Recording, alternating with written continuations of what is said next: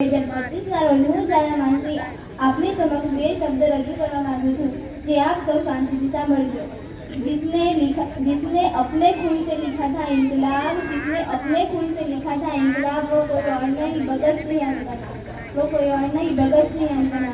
भगत सिंह કે જેમનું નામ લેતા જ આપણને દરેક પ્રકારનું જૂનું આવી જાય છે અને તેઓ માત્ર 23 વર્ષની ઉંમરમાં શહીદ થઈ ગયા હતા। તેમનો જન્મ 27 ડિસેમ્બર 1907 રોજ લાહોર પાસેના બંગલા ગામમાં સરદાર કુટુંબમાં થયો હતો। તેમના પિતાનું નામ કિશનસિંહ અને માતાનું નામ વિદ્યાવતી હતું। ત્યાંથી જયકોરે તેમનું પાલન પોષણ અને સંસ્કાર આપ્યા હતા। માત્ર 14 વર્ષની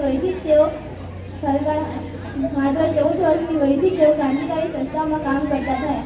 એ સમયે ગંગામાં પૂર આવી ત્યારે લોકોની સેવા કરી। તે સમયે કાકોરી કાંડના 4 આરોપીઓને દેહાદંડ અપાયો, તેથી તેઓ ગુસ્સે થયા અને અંગ્રેજ સાયમન પંચના વિરોધમાં લાલા લાજપત રાયની આગેવાની હેઠળ લાહોરમાં માર્ગ યાત્રા નીકળી। એ યાત્રા કર્ણાટક પોલીસે લાઠીમાર કર્યો, તેમાં ગવાયેલા લાલાજી અવસાન પામ્યા। એ માટે જવાબદાર અંગ્રેજ અધિકારી સંદરસિંહ ભગતસિંહે હત્યા કરી નાખી છૂટ્યા। તેમને દીકરી દયા સભા પર ટોન ફેંક્યો હતો। એ માટે તેમને 23 માર્ચ 1931 રોજ ફાંસી આપવામાં આવી હતી।